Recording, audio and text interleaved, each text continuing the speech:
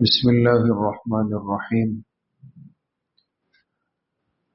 آج 29ویں پارے کی آخری صورت اور 30ویں پارے کا آدھے سے کچھ اوپر حصہ تلاوت کیا گیا ہے۔ سورۃ المرسلات سے لے کر سورۃ الشمس تک کل 15 صورتوں کی تلاوت کی گئی ہے۔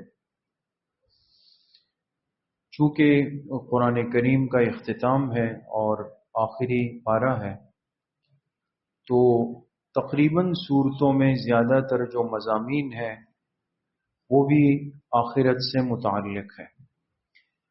اختتام قرآن اختتام زندگی کی طرف اور اختتام عالم کی طرف اشارہ کرتا ہے کہ انسان کی زندگی بھی اپنے اختتام کی طرف ہے، یہ دنیا بھی اپنے اختتام کی طرف ہے، جیسے قرآن پاک اپنے اختتام پر آ رہا۔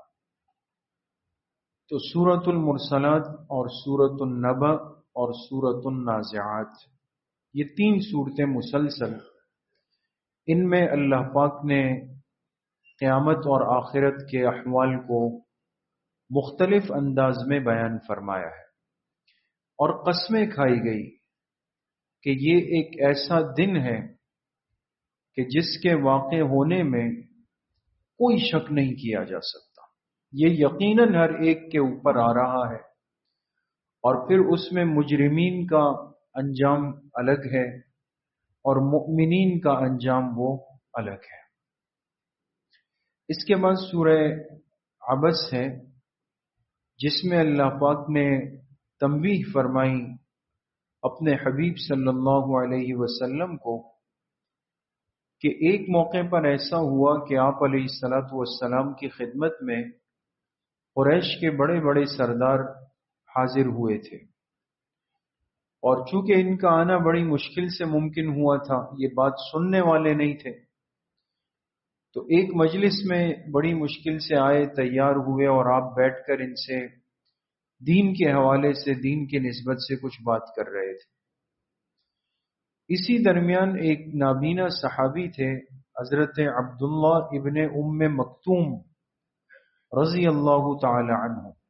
یہ صحابی نابینا ہے اور یہ حضور علیہ الصلاۃ والسلام کے مؤذنین میں بھی شامل رہے، اذان دینے والوں میں۔ چونکہ ان کو تو نظر نہیں آتا تھا، تو یہ جب آئے تو ان کو کوئی سوال پوچھنا تھا، کوئی مسئلہ دریافت کرنا تھا، تو حضور علیہ الصلاۃ والسلام کی مجلس میں آ کے سیدھا داخل ہو گئے۔ اندازہ نہیں تھا کہ آپ مصروف ہیں اور بات ہو رہی ہے، اور آ کر کہا حضور علیہ السلام سے کہ آپ میری طرف توجہ فرما دیں اور میرے اس مسئلے کو حل فرما دیں۔ اب انسانی فطرت ہے کہ اگر ایک اہم مشورے میں مجلس میں مشغول ہو اور اچانک کوئی آ جائے تو دل پہ بوجھ آتا ہے۔ تو آپ نے جب ان کو دیکھا کہ یہ اس طرح آ گئے، اور میں اس وقت ان لوگوں سے بات میں، دعوت میں مشغول ہوں جو بڑی مشکل سے آج ہاتھ آئے، اور یہ تو میرے صحابی ہیں، مخلص صحابی ہیں، یہ تو کسی بھی وقت مجھ سے مل سکتے ہیں، تو آپ کے دل پر ایک بار سا آیا، ایک بوجھ سا آیا، لیکن اللہ پاک نے اس پر اپنے پیارے پیغمبر علیہ السلام کو محبت کے انداز میں تنبیہ فرمائی کہ اے میرے محبوب صلی اللہ علیہ وسلم، آپ نے ایک نابینا کو دیکھا، ان جاءہ الاعمی، جو نابینا آپ کے پاس چل کر آئے، اس کو دیکھ کر آپ کے ماتھے پہ بل آ گئے، تیوریاں چڑھا دی آپ نے، جبکہ آنے والا نابینا شخص مخلص ہے، اور جو آپ کے پاس بیٹھے ہوئے لوگ ہیں یہ محروم لوگ ہیں، ان کا آنا کوئی فائدہ مند نہیں ہوگا۔ ایک تنبیہ ہو گئی، تنبیہ کی۔ تو حضور علیہ الصلاۃ والسلام اس کے بعد ان کا بڑا اکرام فرماتے تھے، اور یہ جب بھی آتے آپ فرماتے وہ شخص آ رہا ہے کہ جس کے لیے اللہ پاک نے مجھے تنبیہ فرمائی تھی۔ تو بہرحال اس سے مفسرین نے ایک بات بھی نقطے کی نکالی ہے کہ یہ دنیا ہے، انسان سہولت کے لیے اصول بناتا ہے، اور اس میں کوئی حرج بھی نہیں ہے دوستوں۔ اندھا دھند معاملات میں تکلیف ہوتی ہے، جیسے اگر 10 بندے ایک بندے سے ایک وقت میں سوال پوچھیں تو کتنا مسئلہ خراب ہوتا ہے، لیکن اگر یہی 10 ساتھی ترتیب سے بیٹھ کر ایک ایک آ کے پوچھے تو سب کا کام ہو جائے گا۔ تو اب ترتیب بنانا اور اصول بنانا یہ تو اچھی چیز ہے، لیکن اگر اس بیچ میں کوئی معمر، کوئی معذور ایسا شخص آ جائے تو اس کو اصول سے مستثنی کیا جائے۔ اس لیے آپ نے دیکھا ہوگا اگر کہیں رش ہو لیکن مستورات آ جائے تو سنجیدہ اور مہذب لوگ کیا کہتے ہیں، بھئی مستورات کو پہلے فارغ کریں، بزرگوں کو پہلے فارغ کریں، ان کو لائن میں نہ لگائیں۔ تو یہ استثناء اللہ پاک نے بھی دیا ہے ان کو۔ اس کے بعد سورہ تکویر ہے اور سورۃ الانفطار ہے، 2 صورتیں۔ ان 2 صورتوں میں اللہ پاک نے قرب قیامت کے وقت جو دنیا کے نظام میں اور عالم کے اندر جو ٹوٹ پھوٹ کا عمل ہے اور ہر چیز میں ایک تبدیلی اور تغیر آنا شروع ہو جائے گا، اس کو ذکر کیا کہ سورج بے نور ہو جائے گا اور ستارے ٹوٹ ٹوٹ کے گرنے لگ جائیں گے، آسمان پھٹ جائے گا، اور جو دریا ہے، سمندر ہے، یہ ابلنا شروع ہو جائیں گے۔ ابلنا جیسے پانی کے نیچے آگ جلا دی جائے، اور جتنے جنگلات کے درندے ہیں، وحشی جانور ہیں، یہ جمع ہو کر شہری زندگی کی طرف آ جائیں گے سب۔ حالانکہ اصولاً جانور یہ انسانوں سے دور بھاگتے ہیں نا، وحشی ہوتے ہیں، لیکن اللہ کی شان دیکھیں جب قیامت واقع ہونے لگے گی تو یہ سارے جانور شہر میں جمع ہونے لگیں گے۔ کیوں؟ یہاں مفسرین نے بڑی عجیب بات لکھی ہے کہ ان جانوروں کو بھی اللہ پاک نے یہ شعور دیا ہے کہ کسی تکلیف کے وقت یہ سمجھتے ہیں کہ انسان میں یہ صلاحیت ہے کہ یہ ہر کام کا راستہ بنا سکتا ہے۔ بات سمجھے دوستو؟ جب کوئی تکلیف، کوئی پریشانی آ جائے اور کوئی بے چینی کی کیفیت بن جائے تو آپ نے دیکھا ہوگا یہ پرندے اڑتے ہیں، ٹکراتے ہیں، جانور بھاگتے ہیں، ٹکراتے ہیں کسی بھی چیز سے نا، لیکن انسان کیا کرتا ہے؟ یہ راستہ بناتا ہے، کوئی نہ کوئی ترتیب اور دروازہ نکالتا ہے۔ تو اس سختی کے وقت جانوروں کو بھی ادراک ہوگا کہ یہ جو نظام عالم ٹوٹ رہا ہے کچھ تو ہے، لہذا ہمیں دوبارہ انسان کے پاس جانا چاہیے، شاید یہ کوئی راستہ اس دن بنا سکے گا۔ اس کے بعد سورہ مطففین ہے۔ اس صورت میں اللہ پاک نے فرمایا کہ ویل ہے، ہلاکت ہے ان لوگوں کے لیے جو کہ تطفیف کرتے ہیں۔ ویل للمطففین، تطفیف کے معنی آتے ہیں دوستوں ناپ تول کے اندر، حساب کتاب کے اندر کمی بیشی کرنا۔ ہر چیز کا ایک کانٹا ہے، ایک وزن ہے، ایک ترازو ہے۔ اب کوئی ترازو وہ وزن کا ہے، کوئی ناپ تول کا ہے، کوئی ناپنے کا ہے، ہر چیز کے لیے الگ الگ وزن ہے اور ترازو قائم ہوا۔ لیکن انسان کو اس بات کا پابند کیا گیا کہ یہ کسی کا حق نہیں مارے، کسی بھی طور سے حق نہیں مارے۔ اگر یہ کسی کا حق مارے گا، ترازو میں کم تول کر دے گا، کم ناپ کر دے گا، کم حساب کر کے دے گا، تو ایسے بندے کے لیے فرمایا کہ ہلاکت ہے، یہ بچے گا نہیں، یہ زد میں ہے۔ پوری ایک قوم اس وجہ سے ہلاک ہوئی کہ وہ ناپ تول میں کمی کرتی تھی، حضرت شعیب علیہ السلام، یعنی ایک قوم پر عذاب کا سبب یہ بنا ہے، وہ تطفیف کے عمل کے اندر مبتلا تھی۔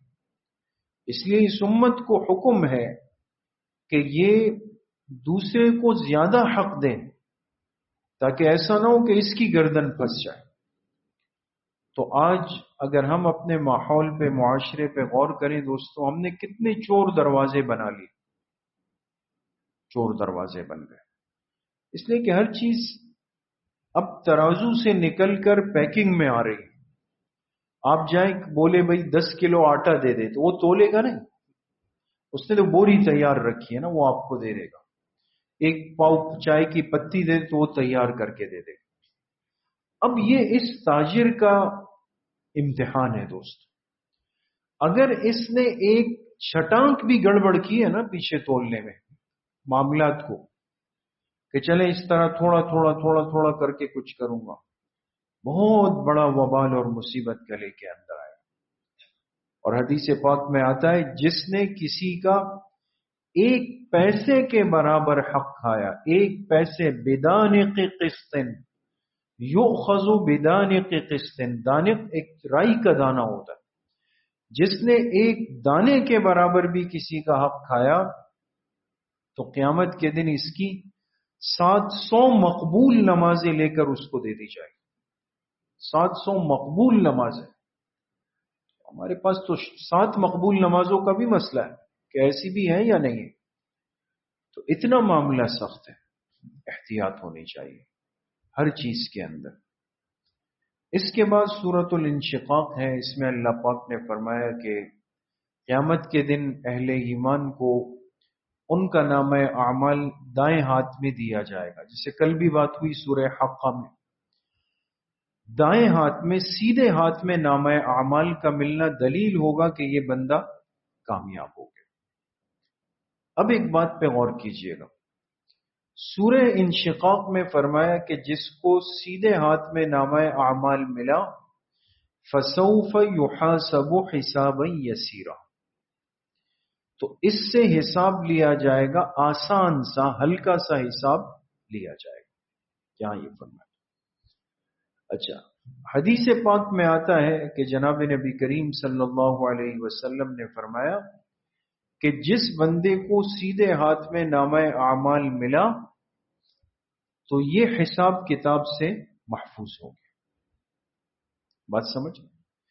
اب حدیث کہتی ہے کہ حساب کتاب نہیں ہے، قرآن میں سورۃ الانشقاق میں یہ بات سامنے آتی ہے کہ حساب کتاب تو ہوگا لیکن آسان سا ہوگا، ہلکا ہوگا، اور حدیث کہہ رہی ہے ہوگا ہی نہیں، قرآن کہہ رہا ہے ہوگا، ہلکا کر کے ہوگا۔ یہ بھی ایک معاملہ ہے دوستو کہ کبھی کبھی حدیث اور قرآن کی آیات میں ایسا لگتا ہے کہ ٹکراؤ آ گیا، یہ بھی ایک علم کی شکل ہے۔ ام المومنین حضرت عائشہ رضی اللہ عنہا نے جب یہ آیت پڑھی تو آپ علیہ الصلاۃ والسلام سے عرض کی کہ آپ نے ارشاد فرمایا کہ حساب نہیں ہوگا، آیت کہتی ہے کہ حساب ہوگا ہلکا سا، تو یہ تو بظاہر دو باتیں ٹکرا گئی۔ تو آپ علیہ الصلاۃ والسلام نے فرمایا کہ جو سورۃ الانشقاق میں حساب لینے کا تذکرہ ہے یہ فقط پیشی ہے، یہ فقط کیا ہے؟ پیش ہونا ہے۔ پیش ہونے کا مطلب یہ تھا جیسے بعض دفعہ ایک عمل چل رہا ہوتا ہے نا، ایک پروسیس چل رہا ہوتا ہے، کاغذات چیک ہو رہے ہیں، ڈاکیومنٹس کی چھان پھٹک ہو رہی ہے، اور ایسے میں ایک بندہ آتا ہے اور اس کے کاغذات کہتے ہیں ٹھیک ہے جی آپ جائیے، ہوتا ہے نا۔ یہ صرف ایک پیش ہوا، لائن میں آیا، لیکن اس کے ساتھ کوئی سختی نہیں ہوئی، اس کے ساتھ کوئی کھود کرید نہیں ہوئی، اس کو فوراً مطمئن کر کے وہاں سے روانہ کر دیا گیا۔ تو آپ علیہ الصلاۃ والسلام نے فرمایا قرآن جس حساب کی بات کرتا ہے اس حساب سے مراد اس کا مناقشہ نہیں ہے، صرف اس کی پیشی ہے تھوڑی دیر کے لیے، پھر یہ روانہ ہو جائے گا، بچت ہو جائے گی۔ اس کے بعد سورۃ البروج ہے، اس میں ایک ظالم بادشاہ کا تذکرہ ہے جو حضور علیہ السلام کے زمانے سے سینکڑوں سال پہلے گزرا، جب عیسائیت حق پر تھی، دین برحق عیسائیت تھی، اور یہ بادشاہ مشرک تھا اور جو لوگوں کو بت پرستی پہ مجبور کرتا تھا۔ بالآخر ایک واقعہ پیش آیا، وہ بہت بڑا تفصیلی واقعہ ہے۔ اس کے نتیجے میں بادشاہ نے کیا کیا، بڑی بڑی آگ کی خندقیں لگائی، خندق ہوتی ہے نا، زمین کھود کے خندقیں بنائی، اور اس کے اندر اس نے آگ بھر دی، اور پھر حکم دیا کہ جو شخص شرک نہیں کرتا، بت کے سامنے نہیں جھکتا، بلکہ وہ عیسائیت کے طریقے پہ چل رہا ہے، یعنی اس زمانے کا مسلمان ہے، مومن ہے، تو اپنی فوج کو حکم دیا کہ ان سب کو گرفتار کر کے باندھ کر لایا جائے، کو لایا گیا، اور ان سے کہا گیا کہ دیکھو آگ کی خندقیں تیار ہیں، آگ، اگر نہیں مانو گے تو اس میں پھینک دوں گا۔ قتل اصحاب الاخدود النار ذات الوقود، ان کا ایمان پکا تھا، انہوں نے کہا ہم تو نہیں ہٹتے اپنے دین سے پیچھے۔ تو بطور ایک امتحان کے ڈرانے کے لیے بادشاہ نے کیا کیا کہ کچھ لوگوں کو اٹھا کے آگ میں پھینک دیا کہ شاید ان کے انجام کو دیکھ کر کے باقی ڈر جائیں گے۔ وہ جیسے ہی گرے وہ تو جل کر کوئلہ ہو کے ختم ہو گئے۔ کتنا سخت معاملہ ہے دوستو، یہ تو ہم باتیں تو کر رہے ہیں لیکن آگ میں زندہ انسان جلے اور باقی دیکھ رہے ہو، کتنا سخت معاملہ ہے۔ لیکن ایمان جب مضبوط ہو، محفوظ ہو، تو انسان جم جاتا ہے۔ وہ جم گئے لوگ کا نہیں، تو ایک ایک کو گرانے کا عمل جاری ہوا۔ تفسیروں میں لکھا ہے کہ ایک عورت لائی گئی جس کی گود میں ایک بچہ تھا۔ تو اولاد تو آزمائش ہے، تو بادشاہ کو لگا کہ یہ بچہ تو عورت کی کمزوری ہے نا، تو کیا کہا کہ بھئی اس بچے کو لے کر کے اس ماں کے سامنے آگ میں پھینک دو، شاید یہ باز آ جائے، یہ ڈر جائے گی۔ تو سپاہیوں نے اس بچے کو لیا اور کہ شاید اب یہ عورت آواز دے ہمیں کہ بھئی میں ایمان سے پیچھے ہٹتی ہوں، لیکن اس کا بھی ایمان تھا۔ تو انہوں نے اس ماں کے سامنے اس بچے کو لے آگ کے خندق میں ڈال دیا، وہ گرا۔ تو مفسرین فرماتے ہیں کہ کیا ہوا کہ یہ بچہ جب آگ میں گرا اس نے وہاں سے آواز دی اپنی ماں اور اندر سے کہا کہ ماں دیر نہ کرو، جو تمہیں آگ نظر آ رہی ہے نا یہ تو اندر میں باغ میں آ گیا ہوں، اللہ نے مجھے باغ میں بھیج دیا ہے، جلدی آ جاؤ۔ اور یہ سننا تھا تو جو باقی جو مشرکین کھڑے تھے وہ بھی ہزاروں کی تعداد میں ایمان لے۔ اللہ پاک کس کو سبب بنا۔ اس کے بعد سورہ طارق ہے، اس میں اللہ نے ان فرشتوں کا تذکرہ کیا جو فرشتے بندوں کے اعمال پر نگران ہیں۔ دوستوں دیکھیں، ہم خلاصہ کرتے ہوئے آ رہے ہیں۔ سورہ رعد میں فرشتوں کا تذکرہ آیا، لہو معقبات من بین یدیہ، ایک فرشتے وہ ہوتے ہیں جن کا کام انسانوں کی حفاظت ہوتا ہے، ایک فرشتے وہ ہوتے ہیں کہ جن کا کام کیا ہوتا ہے، ما یلفظ من قول الا لدیہ رقیب عتید، سورہ قاف میں وہ کیا کرتے ہیں، وہ بندوں کے اعمال لکھتے ہیں۔ یہاں تیسری جماعت کا تذکرہ ہے، یہ فرشتے کیا ہوتے ہیں، یہ بندوں کے اعمال پر مقرر ہوتے ہیں، جو نیک بندے ہوتے ہیں۔ ایک بندہ جب اعمال کی پابندی کرتا ہے نا، اللہ ان سے اتنا راضی ہوتے کہ فرشتے ان کے ساتھ چھوڑ دیتے۔ تو اگر اس عمل کا وقت نکل رہا ہوتا ہے، جسے اکثر ہوتا ہے، ایک بندے کی عادت ہو، خوش نصیب ہو کہ رات تہجد کے لیے اٹھتا ہے، کسی دن تھکا ہوا ہے، آنکھ لگ گئی نہیں اٹھا، آپ نے غور کیا ہوگا ایسے لگتا ہے جیسے نیند میں کسی نے ہلا دیا ہو۔ بعض دفعہ انسان سے نماز نکل رہی ہوتی ہے، کوئی جھنجھوڑ دیتا ہے، ہلا دیتا ہے، اور انسان ہڑبڑا کے اٹھتا ہے، دیکھتا ہے او بھائی نماز کا وقت نکل رہا ہے، جلدی سے وضو کرو مسجد پہنچو۔ تو یہ جو جھنجھوڑنا ہے نا دوستو، یہ کوئی جسمانی تغیر نہیں ہے، یہ کس نے اٹھایا، کس نے ہلا دیا؟ اللہ پاک اس بندے کے لیے فرشتے کو طے کر دیتے کہ میرے اس بندے کے آج کا عمل رہ جائے گا، اس کو اٹھا دو جلدی سے۔ اس لیے اعمال کی پابندی اتنی بڑی نعمت ہے کہ اللہ اپنے فرشتوں کو اس کے ساتھ خدمت پہ لگا دے، کہیں اس کا عمل نہ رہ جائے آج۔ اس کے بعد سورۃ الاعلی ہے، اس میں اللہ پاک نے حکم دیا تم اپنے رب کے نام کی تسبیح پڑھو، سبح اسم ربک الاعلی، وہ اللہ جو بڑی شان والا ہے، تم اس کے نام کی تسبیح پڑھو۔ تو بھئی ہمارے رب کا نام کیا ہے؟ اللہ ہے، علم ذاتی ہے۔ تو قرآن سے ثابت ہے کہ اللہ اللہ اللہ کی تسبیح کرنا یہ بھی اہل ایمان کی ذمہ داری۔ اس کے بعد سورۃ الغاشیہ ہے، اس میں اللہ پاک فرماتے ہیں کہ قیامت کے دن 5 چہرے ایسے ہوں گے جو تر و تازہ ہوں گے، مہک رہے ہوں گے، وجوہ یومئذ ناعمہ، وہ تر و تازہ چہرے ہوں گے، اور بعض چہرے ایسے ہوں گے کہ جو مرجھائے ہوئے ہوں گے، جن پر سیاہی طاری ہو چکی ہو. اس لیے دیکھیں احوال کا سب سے پہلا اثر انسان کے چہرے پہ پڑتا ہے. آپ دیکھتے ہیں ایک بندہ آ رہا ہے تو ہم کیا کہتے ہیں؟ بھئی ماشاءاللہ آج تو بڑے ہنس رہے ہیں، چمک رہے ہیں، خیریت ہے، بات تو پکی نہیں ہو گئی کہیں آپ کی. یہ خوشی کی بات ہے. اور بعض دفعہ ایک بندہ آ رہا ہوتا ہے تو پتہ چل جاتا ہے کہ آج گھر میں بینگن پکے ہیں.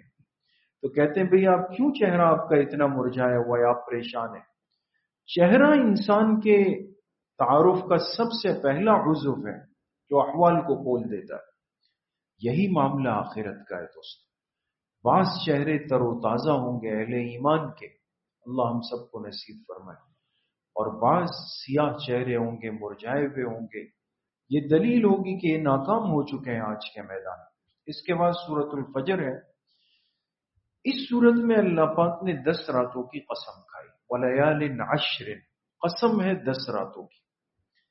اب کون سی ایسی بڑی راتیں ہیں اتنی قیمتی ہے کہ جن کی قسم اللہ پاک نے کھائی؟ بعض حضرات نے فرمایا کہ یہ محرم الحرام کا پہلا عشرہ ہے، اس لیے کہ اس میں 9-10 محرم جو ہے یہ عاشورے کے دن ہے. یہ بڑے بابرکت اور فضیلت والے دن. بعض نے فرمایا کہ یہ عشرہ ذو الحجہ ہے، ذی الحجہ کا جو پہلا عشرہ ہوتا ہے. اور چونکہ اس میں یوم عرفہ بھی ہے، یوم النحر بھی ہے، اور اس عشرے کے مستقل احکامات ہیں. پھر دنیا حج کر رہی ہوتی ہے، پھر قربانی کا عمل ہوتا ہے، تو وہ مراد ہے. اور تیسرا قول یہ ہے کہ اس عشرے سے مراد رمضان المبارک کا آخری عشرہ ہے، اس لیے کہ یہ سب سے قیمتی اور بابرکت دن ہے کہ جس میں لیلۃ القدر جیسی بڑی رات اللہ پاک نے رکھ دی ہے. تو وہی عشرہ دوستو گزر رہا ہے، اس کی حفاظت، اس کی قدردانی کی ضرورت ہے. اس کے بعد سورۃ البلد ہے. اس میں اللہ پاک فرماتے ہیں کہ انسان کی زندگی مشقت اور تھکاوٹ سے عبارت ہے. لقد خلقنا الانسان فی کبد. کبد کہتے ہیں تھکاوٹ کو، مشقت، تھک جانے کو. اس دنیا کی زندگی میں جب انسان عقل و بلوغ میں آتا ہے، شعور کی آنکھ کھولتا ہے نا، اصل سفر اس دن شروع ہوتا ہے. بچپن تو لاؤبالی زندگی ہے، کھیل کود کی زندگی ہے.